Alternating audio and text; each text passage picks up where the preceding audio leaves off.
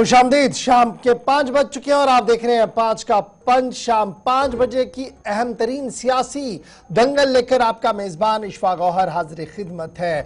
सबसे बड़ी बहस पर जाने से पहले जरा फटाफट से कुछ अहम खबरों की ओर चलते हैं और सबसे पहले आपको बताते चले कि आज बड़ा इंपॉर्टेंट दिन रहा है पॉलिटिकली और कुछ चीजें बड़ी दिलचस्प जम्मू और श्रीनगर के अंदर देखने को मिली है। लेकिन सियासत की जब हम बात करते हैं तो सबसे पहले आपको बताते चले कि जम्मू में आरजी तौर पर दरबार का आज आगाज हो गया है। वजीर आला उमर अब्दुल्ला ने सिविल सेक्रेटरिएट का मुआयना किया और 2019 के बाद पहली बार जम्मू में दरबार सजा। वजीर आला और उसके वुज़रा के हमरा चीफ सेक्रेटरी और इंतजामी सेक्रेटरियों ने सीएम का इस्तकबाल जम्मू के अंदर किया है। बड़ी खबर, जो पहले ही से डेडलाइन दी गई थी उसी डेडलाइन के तहत ही वजीर आला उमर अब्दुल्ला आज जम्मू पहुंचे।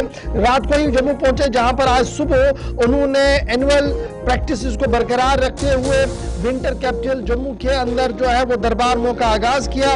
नायब वजीर आला सुरेंद्र सिंह चौधरी, काबीना के दीगर वुज़रा, chief secretary, administrative secretaries, head of the departments वहां पर मौजूद थे जब वो जम्मू पहुंचे। और 2019 के बाद ये पहला मौका था जब नए वजीर आला ने जम्मू के अंदर कामकाज का बाज़ाब्ता तौर पर आगाज किया है। जहां वुज़रा के साथ इलाहिदा मीटिंग हुई, वहीं पर खबर यह भी है कि आज जम्मू के अंदर ही महकमा सयाहत के जिम्मेदारों के साथ भी आला तरीन इजलास हुआ है। याद रखिएगा कि जनरल एडमिनिस्ट्रेटिव डिपार्टमेंट ने 23 अक्टूबर को एक ऑर्डर जारी किया था, जिस ऑर्डर के अंदर यह साफ कर दिया था कि एडमिनिस्ट्रेटिव सेक्रेटरीज और टॉप डिपार्टमेंट के जो हेड्स हैं वो शिफ्ट हो जाएंगे जम्मू और कैपिटल दरबार मोह जो है वो कंटिन्यू प्रोसेस के तौर पर रहेगा। यानी दरबार मोह जम्मू के अंदर भी रहेगा और दरबार जो है वो श्रीनगर के अंदर भी रहेगा। तो मुकम्मल तौर पर दरबार मोह का मुंतकिली का जो मामला है वो तभी पॉसिबल है जब मुकम्मल तौर पर रियासत जम्मू कश्मीर की बहाल हो सकती है। इस तरीके का इशारा नायब वजीर आला और वजीर आला की तरफ से गुज़श्ता दिनों जो है वो दिया गया है। तो बड़ी बात कि जम्मू के अंदर 2019 के बाद पहली बार वजीर आला सिविल सेक्रेटरिएट पहुंचे। काबीनी वुज़रा के हमरा इंतजामिया के आला तरीन अफसरान ने उनका इस्तकबाल किया और साथ ही रिव्यू मीटिंग भी यहाँ पर ली गई। एक तरफ से ये चल रहा था, वहीं जम्मू की सियासत की जब हम बात करते हैं तो नेशनल कॉन्फ्रेंस के हेडक्वार्टर पर भी अहम तरीन इजलास मुनक्किद हुआ, जहां पर डिप्टी चीफ मिनिस्टर मौजूद रहे और डिप्टी चीफ मिनिस्टर ने वहां पर ज़राया ब्लॉक के साथ बाद में गुफ्तगू भी की, जिस दौरान उन्होंने भारतीय जनता पार्टी पर बैकफायर करते हुए यह साफ कर दिया कि जिस तरीके से भाजपा ने यहाँ के लोगों के साथ धोखा करके हुकूमत चलाने की कोशिश की है उसका जवाब उन्हें देना पड़ेगा, क्योंकि बेरोजगारी की शरह जिस तरीके से बढ़ रही है वो किसी से छुपी नहीं है। यहाँ का रोजगार जिस तरीके के बाहर के लोग ले रहे हैं, अगर उन्हें इस पर काफी ज्यादा एतराज है क्योंकि मामला जम्मू कश्मीर के मुस्तकबिल का है, इसलिए वो लगातार इस पर आवाज उठाते रहेंगे। आज डिप्टी चीफ मिनिस्टर ने साफ कर दिया कि मामला चाहे रोजगार का हो, मामला चाहे जमीनों का हो, मामला चाहे रियासत की बहाली का हो, हर महाज पर उमर अब्दुल्ला वाली हुकूमत जो है वो कमर बस्ता है और वो किसी भी कीमत पर कोई भी कंप्रोमाइज नहीं करेगी।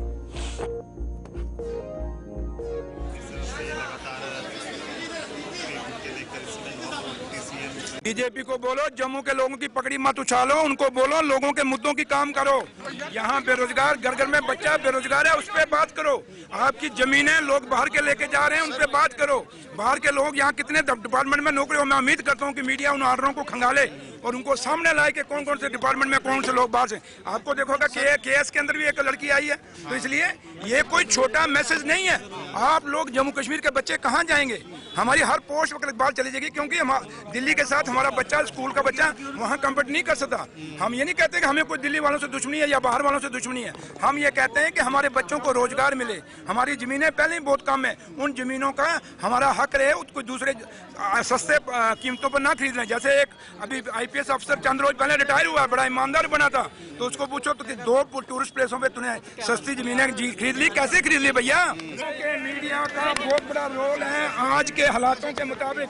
और जम्मू उठाते हुए जम्मू के अंदर नजर आए। वहीं पर जरा एक और अहम और बड़ी खबर पर आते हैं और मामला सिक्योरिटी एजेंसीज के साथ जुड़ा हुआ है। और खबर इस वक्त आपके सामने जो हम रख रहे हैं वो किश्तवाड़ को लेकर है, जहां पर किश्तवाड़ के अंदर सर्च और कॉर्डन ऑपरेशन का आज दूसरा दिन है। किश्तवाड़ में मिलिटेंट मुखालिफ ऑपरेशन लगातार जारी है। कश्मीर के बाद जम्मू में भी मिलिटेंसी मुखालिफ ऑपरेशंस में तेजी लाई गई है।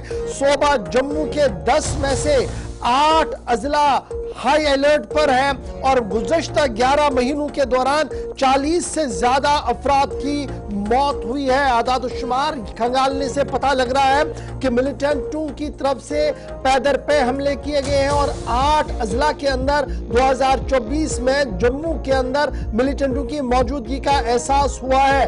44 में से 13 इंतहा पसंद भी है, मिलिटेंट भी है जो मारे गए हैं। ताहम जो डाटा शेयर किया गया है उसके मुताबिक डोडा, कठुआ, रियासी जिला ऐसा है जहां पर किलिंग्स हुई है और इसी तरीके से किश्तवाड़, उधमपुर, जम्मू रजौरी के अंदर और पुंछ के अंदर भी सिविलियन किलिंग के साथ साथ मजहबी मकाम पर जाने वाली टूर गाड़ी पर भी हमला हुआ, जिस दौरान लोगों की मौत वहां पर हुई है।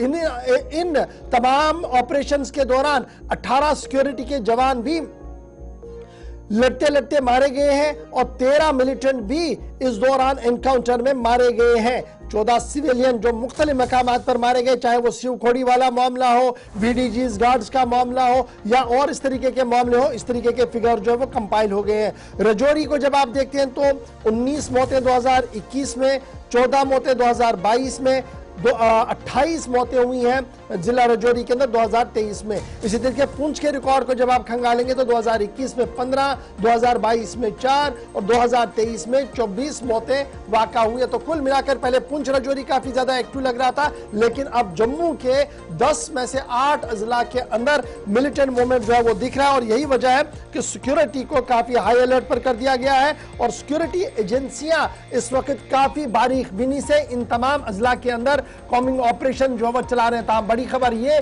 कि किश्तवाड़ के अंदर जहां पर 4 पाकिस्तानी मिलिटेंटों के होने की इत्तला है, वहां पर आज ऑपरेशन का दूसरा दिन है और अभी तक अगर दोनों तरफ दोनों तरफ से किसी भी गोली चलने की कोई आवाज नहीं सुना दी गई है, ताहम ड्रोन के जरिए से, जदीद आलात के जरिए से जंगल को खंगालने का सिलसिला किश्तवाड़ के अंदर जारी है।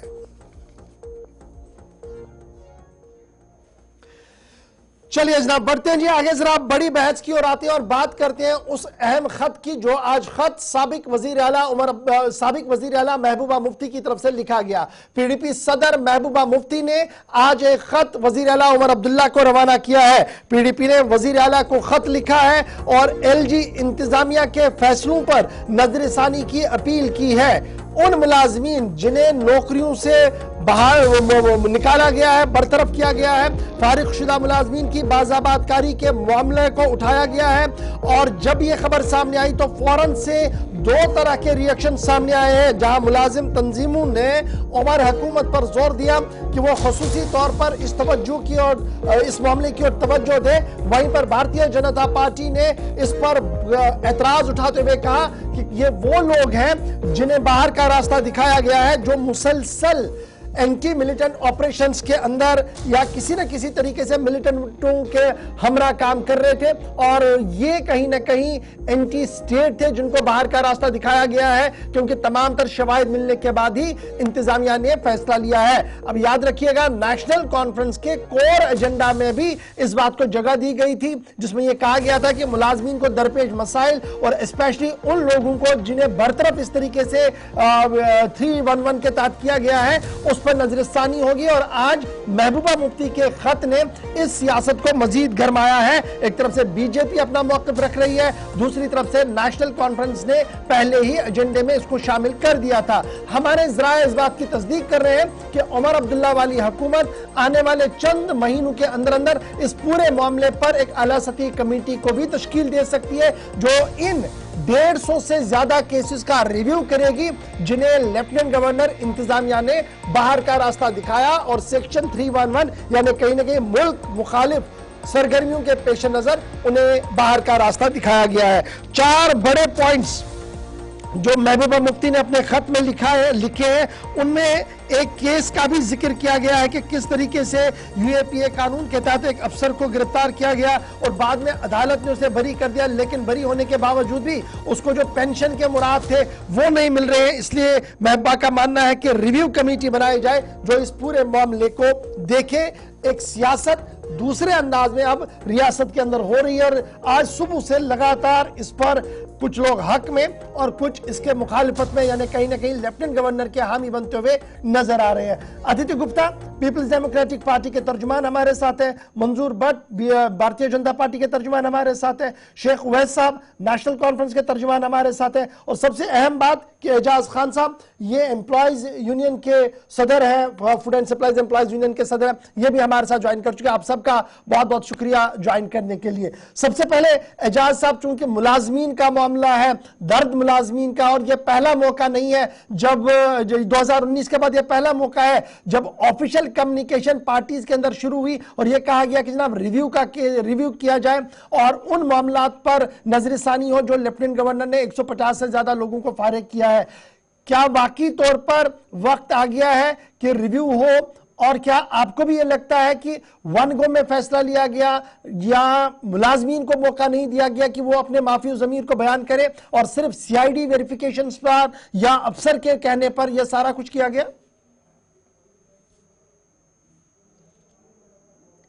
एजाज साहब, क्या अब तक मेरी आवाज आ रही है? चलिए, जब तक एजाज साहब के पास आवाज पहुंचेगी, इनका रिएक्शन बड़ा इंपॉर्टेंट है।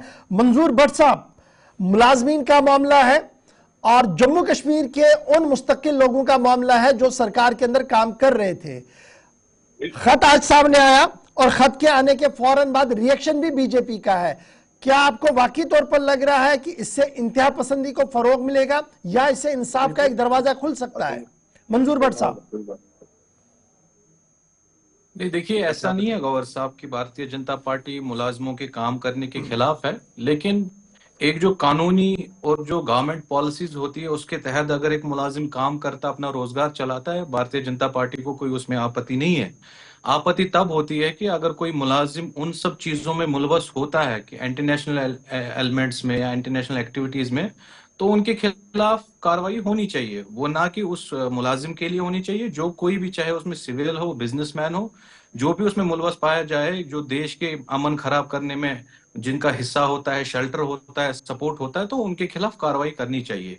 जहां तक आपने महबूबा मुफ्ती जी की बात की, और हमेशा आप देखिए महबूबा मुफ्ती जी की तरफ से हमेशा कंट्रोवर्सी और ऐसी चीजों को सामने लाया जाता है जिससे सियासत कहीं ना कहीं गरमाई जाती है।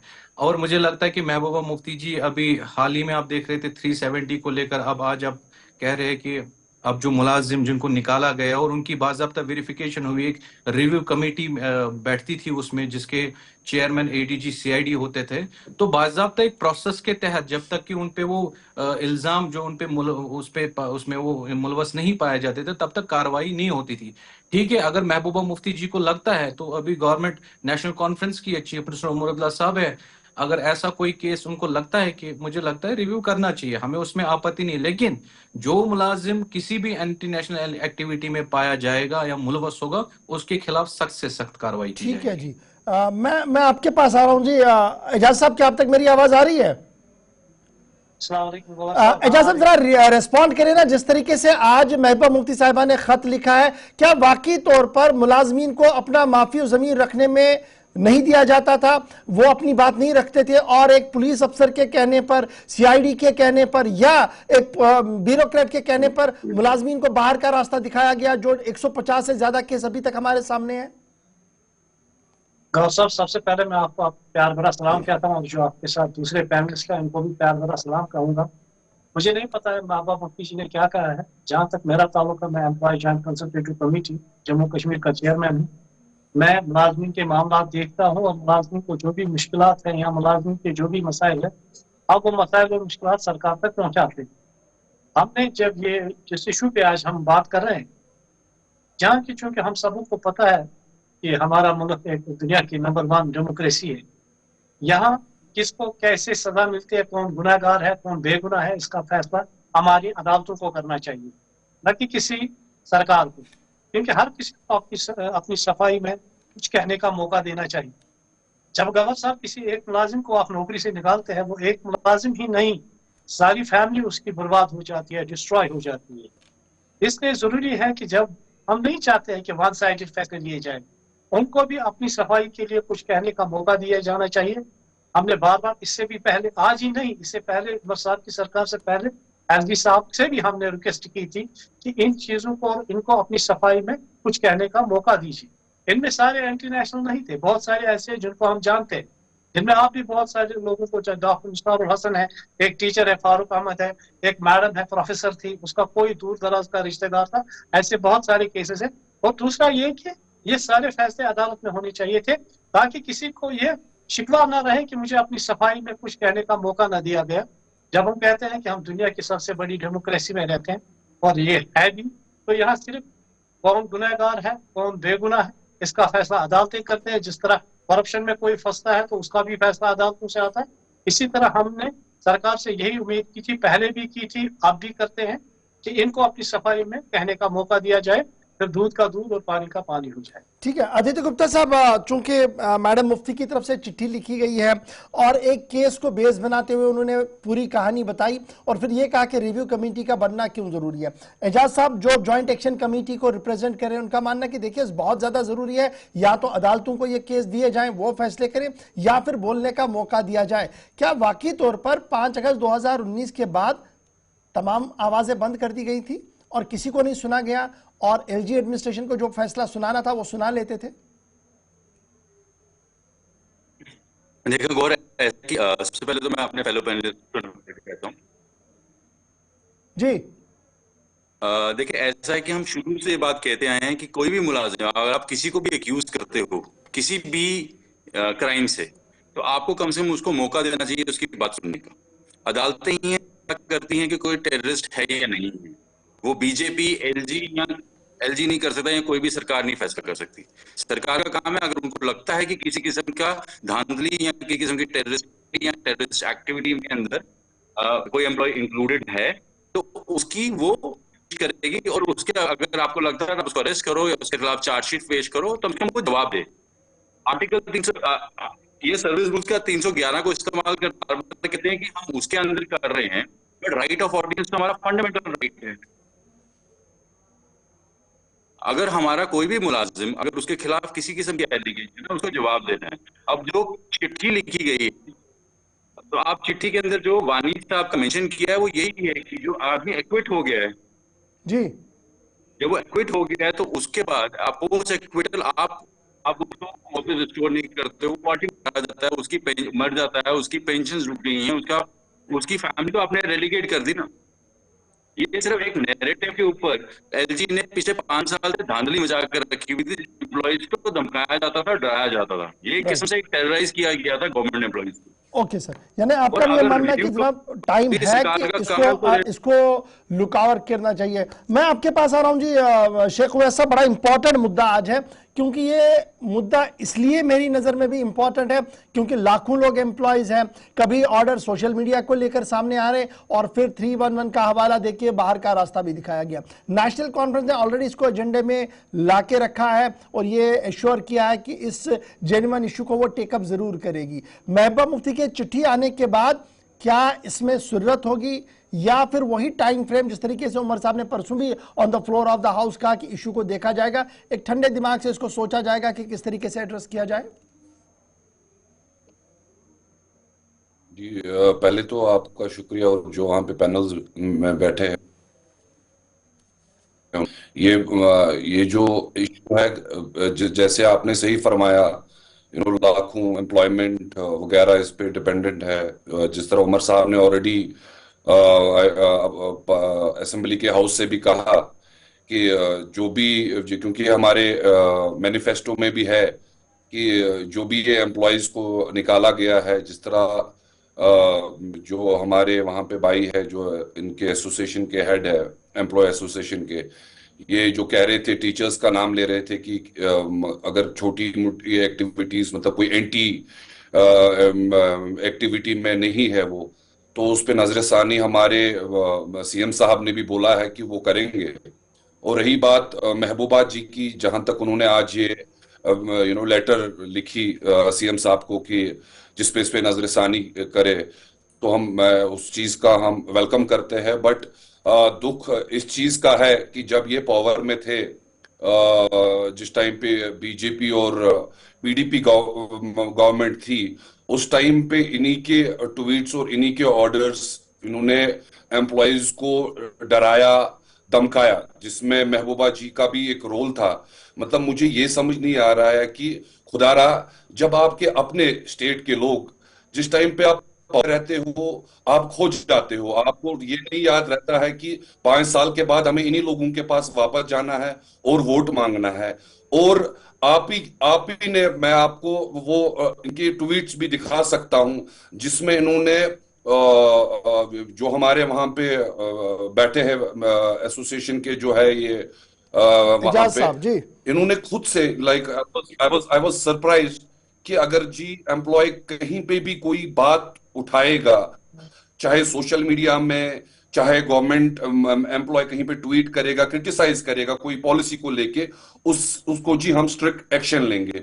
और ये महबूबा जी का ही रोल था, महबूबा जी का ही दौर था। मुझे ये समझ नहीं आ रहा है गवर जी, कि मैं इनसे रिक्वेस्ट करना चाहता हूं, देखिए पावर के बाहर आप रोना लगाते हो। जिस टाइम पे आप पावर में थे, उस टाइम पे आप ये चीज बोल सकते थे कि अगर एम्प्लॉयज, जो हमारे एम्प्लॉयज है, जिनकी वजह से हमारी ये स्टेट चलती है, ठीक अगर है। इनको कोई मैं प्रॉब्लम जरा पहले है, आदित्य उनको के भी पास एक चलूंगा, हक जरा है फटाफट से बात इनका एक करने रिएक्शन का। लेते हैं इस वक्त, उस फिर टाइम जरा पे ये बोलते दोबारा थे कि एजाज आप- साहब के पास और भट्ट साहब के पास भी हैं। आदित्य फटाफट से रिएक्ट करेंगे जनाब। आप पावर में होते हैं तो एक पॉलिसी होती है, पावर से बाहर आते हैं तो बहुत ज्यादा हमदर्द भी आप बनते हैं, चिट्ठियां लिखना भी शुरू करते हैं। डेडवुड का सिलसिला तो मुफ्ती साहब के टेन्योर में ही शुरू हो गया था, उस बहाने बहुत सारे लोगों को बाहर का रास्ता दिखाया गया। जो डेडवुड वाला था वो टर्मिनेशन सर्विस था, और उसके अंदर था कि आपको प्रोसेस अडॉप्ट करके प्रॉपर प्रोसेस अडॉप्ट किया गया था। वो कोर्ट्स के अंदर गया, कुछ सर्वाइव के, कुछ डिसीजंस को ऑथेंटिकेट एक्सेप्ट किया कोर्ट ने, कुछ ने नहीं किया। और जिन लोगों का एक्सेप्ट किया कोर्ट ने टर्मिनेशन, दे वर रिस्टोर्ड बैक, ऐसे डेलीगेट किया था। अब problem with national conference is that अगर आप नहीं लेने का शौक है, मत लीजिएगा, आगे से हम आपको चिट्ठी नहीं लिखते। और बताएं, देखो आप एक तरह से other side you an objection to it. देखिए, see, problem is that you have to let off politics. Now you are the chief minister. You're taking Once you it become on the chief something minister, like personal, आपको लेना है once नहीं you become the लेना है। chief minister, you have to मैं stop कोई political behaving score like यहाँ a पे small क्रिएट kid करने कि भाई नहीं मेरे को बैठा हूँ। ट्विटर के मैं ऊपर आपको सजेशन जेन्युइन चाहिए, एज अ मुझे सरकार सिटीजन के ऑफ ट्विटर पे नहीं जम्मू लगानी कश्मीर है, में आपको मेरे को कह सजेशन रहा मत दो, हूँ, ना आई एम कि that arrogant man, I don't want anything from you, I will do everything on my own. क्या जब आप बात कर पावर रहे में हो? रहते हो, 370 के आपकी ऊपर भाषा एक तो होती हवा है, निकल गई। जब आप You पावर could से not write बाहर रहते 370. Now हो, you are आपकी telling us, भाषा दूसरी हो जाती है। on देखिए top of it, ये लेवल आप, पॉजिटिव सेंस में थी। मैं It affects तो मैंने every तो employee. आपसे रिक्वेस्ट यहाँ की, पर मैं कह रहा हूँ कि जब एम्प्लॉय आप एसोसिएशन के प्रेसिडेंट पावर में बैठे रहते हैं, हो कि उनको लोगों पता का है। ठीक है ख्याल जी, रखो। वह सब एक टाइम एक पे करके पावर बात में करेंगे। इस वक्त तो बात ऑडियंस बाहर जो देख रहे हैं प्रोग्राम उन्हें भी समझ। आदित्य मैं दोबारा आपके पास आऊंगा। चिट्ठी तो आ गई है, लेकिन बट साहब ये बड़ा इंपॉर्टेंट है जब बीजेपी के पॉइंट ऑफ व्यू से हम देखते हैं। मैं अभी थोड़ी देर पहले आपके तर्जुमान अल्ताफ ठाकुर साहब को सुन रहा था, वो बड़े क्रिटिक थे इस पूरे मामले। कहा जी जो डिसीजन लिया गया ये इनएक्यूरेसी है, और ऑलरेडी एलजी साहब के डिसीजन जो है वो सही है जी, as per the set of the law है। लेकिन क्या ये सही नहीं है कि अगर ए मिलिटेंट है तो ए को ही सजा मिले, सी और डी को ना मिले सजा? ये जो नया रूल निकाला गया कि एक मिलिटेंट है तो चारों को सजा दो, क्योंकि जनाब आप उसके भाई हैं, आपका चाचा है, आपका ताया है, आपका फूफा है, इस तरीके का जो माहौल क्रिएट किया गया, ये आपको नहीं लगता ये एलिनेशन इससे और बढ़ेगी? मुलाजिम तो अपनी जगह परेशान है, आम लोग भी सिस्टम से डिरेल हो जाएंगे, आम लोग भी इस पूरे निजाम से बाहर आएंगे। मंजूर साहब, जब आपको कोई सिस्टम स्ट्रीमलाइन करना होता है तो थोड़ा सख्त होना पड़ता है, और सख्ती के ही कारण आपने देखा कि बार बार एलजी साहब ने भी सोशल मीडिया के जरिए से हर कोई भी जो इंस्टीट्यूशन थे गवर्नमेंट के, वहां से सर्कुलर जारी होते थे कि किस तरीके से हमें चाहे सोशल मीडिया का यूज करना, एक एम्प्लॉय जो गवर्नमेंट एम्प्लॉय है उसको किस तरीके से अपने इंस्टीट्यूशन के दायरे में रह के काम करने हैं। लेकिन जब चीजें एक अकाउंटेबिलिटी नहीं थी, अफसरशाही होती थी पास्ट में, जो नेशनल कॉन्फ्रेंस की सरकार थी, तब कोई पूछताछ नहीं होती थी। लेकिन जब सिस्टम को आप स्ट्रीमलाइन करेंगे तो थोड़ा स्ट्रिक्ट होना नहीं पड़ता है। थोड़ा सा स्ट्रिक्ट होइए ना, उसके खिलाफ जो काबिले एतराज हो, जिस बेचारे का कोई एतराज ही नहीं है, जिसका बाप मिलिटेंट था बेटे को सजा देंगे, जिसका फूफा मिलिटेंट था उसके ताए को सजा मिलेगी, तो ये फिर कहीं ना कहीं सिस्टम से हट के बात हो रही ना। इसलिए तो बड़ा सवाल है इन तमाम फैसलों पर कि इनमें से कोई भी बराह रास्त मिलिटेंट नहीं है। नहीं देखिए, ये सही बात है, उसमें कोई, क्योंकि खता किसी और की और सजा किसी और को मिले, लेकिन मैंने कहा स्ट्रीमलाइन के लिए थोड़ा स्ट्रिक्टनेस होना पड़ा। लेकिन मुझे लगता है गवर्नमेंट या एलजी एडमिनिस्ट्रेशन को इस चीज में देखना पड़ेगा। ये तो भारतीय जनता पार्टी भी इस चीज को लेकर बात रखती है कि अगर घर में कोई रिश्तेदार मिलिटेंट निकलता है तो उसके रिश्तेदारों को उसकी सजा क्यों मिले। आपने कहा के हवाले से मुझे लगता है उनका भी इसी हिसाब से कहना होगा कि इस चीज पे रिव्यू होना चाहिए। अगर मैं कसूरवार हूं तो मेरे भाई या मेरे कजन का पासपोर्ट क्यों बंद होगा, तो उस पे जरूर, उस पे भारतीय जनता पार्टी उस हक में है। लेकिन भारतीय जनता पार्टी कहती है जिन पे कार्रवाई हुई उस पे बाकायदा एक रिव्यू मीटिंग हुई, एक कमेटी बैठती है, कमेटी के तहत जिसको जो उसमें मुलवस पाया जाता तो उनकी कार्रवाई हुई। अब आप उनको कहेंगे आप उनको वापस लाएंगे, तो वो मुझे उस पे भारतीय जनता पार्टी को एतराज है। और जिस तरीके से मेरे यहाँ पीडीपी के स्पोक्स पर्सन है, इन्होंने कहा कि ये तो सही बात है, मुफ्ती साहब के दौर पे जो डेडवुड होता था इंस्टीट्यूशंस में उनको खत्म करने की कोशिश, अब टर्मिनेट पॉलिसी, अब 311 आप कहेंगे या और कोई ये इसमें आर्टिकल कहेंगे, मैं समझता हूं डेडवुड की जगह हो नहीं सकती है। लेकिन इन 12 सालों में आपने जो देखा एक अकाउंटेबिलिटी एक इंस्टीट्यूशंस में आई, करप्शन खत्म हो गया। ठीक है, अकाउंटेबिलिटी भी आई और करप्शन भी खत्म। समझे आदित्य, फटाफट से आप रिएक्ट करें, फिर ओवैस के पास चलता हूं, एजाज साहब आपके पास भी आ रहा हूं। जी आदित्य जी। देखो, दो चीजें हैं। अगर आपको सिस्टम स्ट्रीमलाइन करना, सबसे इंपॉर्टेंट बात यह है कि आपको अगले रिव्यू कमेटी है, वो रिव्यू कमेटी का एम्प्लॉय को नोटिस इश्यू करती थी कि आपके खिलाफ ये एलिगेशन है, आप इसको एक्सप्लेन करो। ये जो रिव्यू कमेटी बननी है ये वो है। और डेडवुड की जहां तक बात की जाए, डेडवुड में स्पेसिफिकली एंटी करप्शन इश्यूज थे, जिसके खिलाफ 5-2 करप्शन एक्ट के अंदर जिसके खिलाफ पर्चे थे, उनको डिटेन, उनको हटाया गया था। You are corrupt in your practising. देखो, ये केसेस वो हैं जो आज भी चल रहे हैं कोर्ट्स में, जिसके अंदर 9 लोगों को रिस्टोर कर दिया गया वापस जॉब में, जिसमें पुराना रिटायर्ड चीफ इंजीनियर इन्वॉल्व है, उनको वापस as a chief engineer restore किया। ठीक है आदित्य, आपकी बात है। मैं ओवैस साहब, जरा आप अपनी बात रखिए, मैंने जरा एजाज साहब के पास। जी ओवैस, आप बात रखना चाहते थे ओवैस साहब। देखिए, मैं कह रहा हूं कि देश के किसी भी कानून में ये नहीं लिखा गया है कि आप डराइए और धमका के चीजों को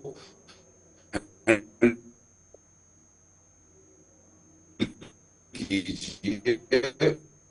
ये बीजेपी की वह सब जरा ऑडियो क्लियर करें। मैं और सब आपको ऑडियो आपका नहीं आ रहा है, ऑडियो जरा क्लियर करें। लेकिन एजाज साहब, ये जो लोग हैं, चाहे एम्प्लॉयज हो चाहे हमारे लोग हो, नेशनल कॉन्फ्रेंस इनके हक में खड़ा रहेगा। नहीं, डरा धमका के किसको निकाला गया? मीटिंग्स जो भी सिस्टमैटिक के तौर पे स्ट्रीमलाइन चीजें हुई ना, जिस तरह एम्प्लॉय एसोसिएशन के हेड भी है वहां पे, आपके टाइम पे इंटरनेट भी नहीं आप लोगों को देते थे। आप कहते थे इंटरनेट मत चलाने दीजिए कश्मीरियों को, इनको इंटरनेट चलाना नहीं आएगा, ये मिसयूज करेंगे। क्या बात कर रहे हैं आप? गलत बता रहे हो साहब आप। हमने डरा धमका के नहीं किया। आज भी लाखों के करीब मुलाजिम यहाँ काम करते हैं और अपने रोजगार और अपने रियासत के, अपने यूटी के लिए काम कर रहे हैं। आप गलत बता रहे हैं। डरा धमका के भारतीय जनता पार्टी ने काम नहीं किया। अपनी पढ़ाई पार्टी ने कश्मीरियों को गले लगाया, एग्जाम्स को क्वालिफाई करके आपने 1 लाख नौजवान कब कर दिए। डरा हम तो थोड़ी थे, फोटो तो आपने लाया, एसटीएफ तो आपने लाया, यहाँ से आपने लाया, डरा अच्छी बात है नहीं। नेशनल कॉन्फ्रेंस ने 40 साल से। गलत बता रहे हैं आप अपने चीजों को ठीक कीजिए। बिल्डोजर आपने लाया 2019 में, 1 साल के पूरे जम्मू कश्मीर को आप लोगों ने बनाया। जरा उस पर कुछ और किसी और दिन बात करते हैं। मैं दोबारा एजाज खान साहब को जरा दिखाइएगा। एजाज साहब, बड़ा इंपॉर्टेंट है, कहा गया कि स्ट्रीमलाइन किया गया जी हर एक चीज को, और as per the law of the land चलाने की कोशिश की गई। ये वही नतीजा है कि आज सब कुछ एक स्ट्रीमलाइन और शफाफ तरीके से चल रहा है। बहसते मुलाजमीन के सरबराह के एम्प्लॉयज ज्वाइंट एक्शन कमेटी के सरबराह, क्या आप ये मान रहे हैं कि ऑल इज वेल है, स्ट्रीमलाइन सब कुछ हो गया है उन फैसलों के बाद जो एलजी एडमिनिस्ट्रेशन की तरफ से लिए गए 150 से ज्यादा फैसले? गौर साहब देखिए, एक कोइन के दो सिक्के होते हैं, एक सिक्के के दो साइड होते हैं जी। दोनों पहलू है। एक पहलू ये है कि वर्क कल्चर बहुत अच्छा पनपा जम्मू कश्मीर में। वर्क कल्चर में आज जवाबदेह समूह की है। जो लोग थे जो उनको काम होते थे उनके दरवाजे पे आज उनका काम होता है। लेकिन दूसरी बात ये भी है कि जो हमारे एम्प्लॉयज है, चाहे ट्रेड यूनियन एक्टिविटीज पे पाबंदी लगाई गई 1996 में, हमने SRO 43 2 महीने हड़ताल के बाद हासिल किया, उसमें अमेंडमेंट की गई। बहुत से ऐसी चीजें की गई जो नहीं करनी चाहिए थी, जो हमारे जमहूरियत के मुल्क में ऐसा नहीं होना चाहिए था। हाँ, ये भी बात भी सच है कि बहुत सारे काम हुए। हम जब देखते हैं वर्क कल्चर फरोग पाया, इसमें भी हम मानते हैं, हम वन साइड बात नहीं करेंगे। लेकिन एक बात है कि मैं ये भी बताऊंगा कि जब मुलाजिम अपना जीपी फंड मांगता है तो उसको भी डराया धमकाया जाता था। हमने एक दिन जीपी फंड के बारे में सरकार से पूछा कि हमारा जीपी फंड कहाँ है, तो उन्होंने बोला आप कौन होते हो पूछने वाले, जबकि वो मेरा पैसा था सरकार के पास, मुझे राइट था उनसे बोलना। तो मैं चाहता हूँ कि हम जो गवर्नमेंट मुलाजमीन है, 4 लाख के जितने भी मुलाजिम हैं, हम सरकार के पुरजे होते हैं। सरकार एक आदमी से नहीं होती है, 4 आदमी बैठ गए तो वो सरकार है। सरकार पूरे 4 लाख मुलाजमीन है, एक एक छोटा बड़ा पुरजा सब मिलकर सरकार बनती है। तो मेरा ये है कि अगर भी ठीक हुआ, जो गलत था उसको ठीक किया गया, लेकिन मुलाजमीन के साथ ये जो हुआ ये ठीक नहीं हुआ। हम यही कहेंगे, एक बार फिर कहेंगे कि इन केसों को एक बार फिर देखना चाहिए, इनकी चाहे उनको बताया जाए, वो जो लोग इसमें विक्टिमाइज किए गए उनको भी अपनी सफाई में कहने का मौका दिया, उनको भी बोलना चाहिए कि आपके खिलाफ ये इल्जाम है। इस तरह ठीक है, तो आदित्य बड़ा इंपॉर्टेंट है, जहां ये कहा जा रहा है कि आप कंटिन्यूसली रिव्यू करें एम्प्लॉयज के केसेस को, तो हम रिव्यू करेंगे, लेकिन अगर ये रिव्यू के बाद पता लगा कि जनाब एम्प्लॉय के खिलाफ कुछ भी नहीं थे, उसे वापस भी लाया जाएगा, उसे सब कुछ दिया जाएगा, अब जो इस दुनिया में नहीं है उसके खिलाफ उस बेचारे का तो कुछ होगा नहीं, लेकिन क्या उन अफसरों के खिलाफ कोई कार्रवाई नहीं होनी चाहिए जिन्होंने मिसलीड किया हो पूरे सिस्टम को सिर्फ इसलिए कि उनकी शाबाशी हो, उनकी पीठ थपथपाई जाए ऊपर से?